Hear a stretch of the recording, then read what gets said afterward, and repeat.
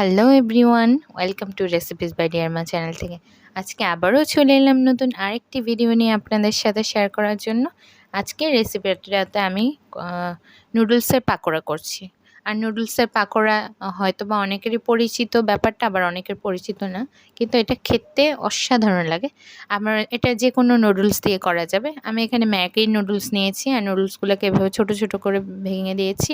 আর পানিটা এটা পারফেক্ট ওয়েতে নিয়েছি এবং এই পানিটাকে এই নুডলসের পাকোড়া তৈরির জন্য এই পানিটাকে আমরা পুরোটাকে শুকিয়ে নেব। এটা হচ্ছে একেবারে নুডলসের সাথে মিশে থাকবে। আর যেটা করব সেটা হচ্ছে নুডলসের ভিতর যে মশলাগুলো থাকে সেগুলো এটার সাথে দিয়ে দেবো, যেন নুডলসের মশলাগুলো দিয়ে দেওয়ার জন্য এই পর্যায়ে তাহলে একেবারে নুডলসের ভিতরে মশলাগুলো প্রবেশ করবে এবং খেতে খুবই চমৎকার লাগবে।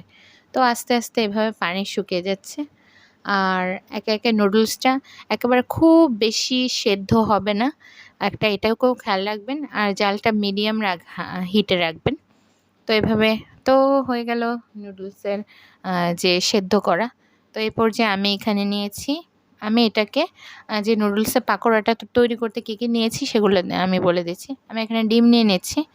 আর ডিমটা হচ্ছে আমি 3টা নিয়েছি, মোটামুটি বড় সাইজের ডিম। আর এখানে আপনারা যদি ছোট ডিম নেন তাহলে 4টে ডিম নিলে ভালো হবে। আর আমি এখানে চালের গুঁড়া ব্যবহার করব। আর আমি এখানে 4টা নুডলস নিয়েছি। আর আমি এখানে চালের গুঁড়া দিচ্ছি হচ্ছে যেন নুডলসের পাকোড়াটা খুবই মজাদার এবং একটু বাইরে দিয়ে ক্রিস্পি হয় এবং ভিতরে একটা ফ্লাপি থাকবে এবং খেতে খুবই ভালো লাগবে। তো আমি এখানে কাঁচামরিচ, পেঁয়াজের কুচি সব কিছু একে একে দিয়ে দিচ্ছি। আর এখানে একটু শুকনো মরিচের গুঁড়া দিচ্ছি। আর শুকনো মরিচের গুঁড়াটা আর এই যে জিরা গুঁড়া, ধনিয়া গুঁড়া এইগুলো আমি দিয়ে দিলাম, কারণ এগুলো দিলে হচ্ছে এই পাকোড়াটা খুব মজা লাগবে খেতে। আর এটা হচ্ছে কালো গোলমরিচের গুঁড়া, আমি গোলমরিচের গুঁড়াটা দেই, সেটা খুবই ভালো লাগে। অন্যান্য রেসিপিতে আপনারা জানেন এটা অপশনাল, আপনারা চাইলে দিতেও পারেন, নাও দিতে পারেন। আর এদিকে আমি একটা হিটেড প্যানের ভিতরে আমি তেল দিয়ে দিয়েছি, যেন আমি হচ্ছে আর ধনিয়া পাতাগুলো কুচি কুচি করে দিয়েছি, কেন খাওয়ার জন্য খুবই ভালো লাগবে। আর পাকোড়াতে ধনিয়া পাতা খুবই ভালো লাগে। আর সর্বশেষ ডিমগুলো দিয়ে দেবো। তো নুডলসের পাকোড়াটা এটা হচ্ছে, আমরা তো নুডলস সবসময় অ্যাজ ইউজুয়াল খাই, কিন্তু হঠাৎ করে মেহমান আসলে এই খাবারটা খুবই শর্ট টাইমে একেবারে 5 থেকে 7 মিনিটে তৈরি করে গেস্টদেরকে দিলে তাদের খুব পছন্দ হবে এবং পরিবারে বাচ্চা থেকে বৃদ্ধ যারা আছেন না কেন সবারই ভালো লাগবে। তো এটা একটু ট্রাই করবেন। আর আমি এটাকে খুব আলতোভাবে নুডলসগুলো করে নিচ্ছি। এটাকে খুব একটা বেশি করে একেবারে চটকানো যাবে না, এটাকে আলতোভাবে এটাকে একটু সিস্টেম করে মেরিনেট করে নিতে হবে, যেন এটা হচ্ছে একেবারে পাকোড়ার জন্য শেপে চলে আসে। আর চালের গুঁড়াটা আমি কেন ব্যবহার করছি, চালের গুঁড়াটা খুবই ভালো একটা উপাদান। আর কর্নফ্লাওয়ারটা অনেক সময় সবার কাছে থাকে না, তো আবার চালের গুঁড়াটা অনেকের কাছে থাকে না, আবার থাকে।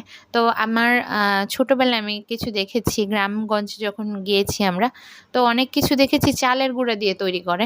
তো সেখান থেকে চালের গুঁড়াটা আমার ভালো লাগে। তো অনেক ক্ষেত্রে আমি কর্নফ্লাওয়ার না ইউজ করে দেখলাম চালের গুঁড়া দিয়ে কিভাবে এগুলো তৈরি করা যায়, তো দেখলাম খারাপ না। তো আপনারা এটা ট্রাই করবেন। তো আমি একে একে ছোট ছোট পাকোড়া শেপে দিয়ে আমি হচ্ছে তেলের ভিতর দিয়ে দিয়েছি। আর তেলটা ভিতরে হচ্ছে 90% ডুবে থাকবে আর 10% বাইরে থাকবে। তো আস্তে আস্তে একটা একটা করে পাকোড়া দিয়ে দিচ্ছি। আর দেখতে কিন্তু আস্তে আস্তে দেখা যাচ্ছে যে পাকোড়াগুলো হয়ে যাচ্ছে। আসলে এখন তো অনেক ধরনের খাবার তৈরি হয়। আপনারা যদি নুডলসের অন্যান্য রেসিপি পেতে চান আমাদের চ্যানেলের সাথে থাকুন। আর আপনারাও যদি কোনো অন্য রেসিপি চান আমাদেরকে কমেন্ট বক্সে জানাতে পারেন। আর আমাদের রেসিপিগুলো আপনাদের কেমন লাগে সেটাও আমাদেরকে জানাবেন। তো একে একে করে আমি হচ্ছে পাকোড়াগুলো ভেজে নিচ্ছি। আর এই পাকোড়াগুলো কিন্তু একটা বিকেলের নাস্তাতে খেতে খুবই ভালো লাগে। তো এই একটা একটা করে সব পাকোড়াগুলো হয়ে যাচ্ছে। সহজেই মজাদার কিছু নাস্তা তৈরি করতে চাইলে এই নুডলসের পাকোড়া কিন্তু খুবই ভালো এবং খেতে খুবই ভালো লাগে। আপনারা অবশ্যই ট্রাই করবেন। তো আর এরকম এই যে গোল্ডেন কালার হয়ে যাচ্ছে এবং হচ্ছে পাকোড়াগুলো এক এক করে সব উঠিয়ে নিচ্ছি। আর সবাই পরিবারের মানে মুখিয়ে রয়েছে এটা খাওয়ার জন্য। তো এই পর্যায়ে আমি হচ্ছে সস দিয়ে পরিবেশন করছি। আর আপনারাও এই রেসিপিটা ট্রাই করবেন। আর এটা খেতে কিন্তু খুবই ভালো লাগে। আর অল্প উপকরণ দিয়ে অতি সহজে এই পাকোড়াটা তৈরি করলাম। আপনারা এই রেসিপিটা ট্রাই করবেন। আর সকলে ভালো থাকবেন, আর নতুন নতুন ভিডিও পেতে আমাদের চ্যানেলের সাথে থাকুন। আর সকলে মা, বোনদের এবং কন্যাদের ভালোবাসবেন। এবং থ্যাংকস ফর ওয়াচিং। আল্লাহ হাফেজ।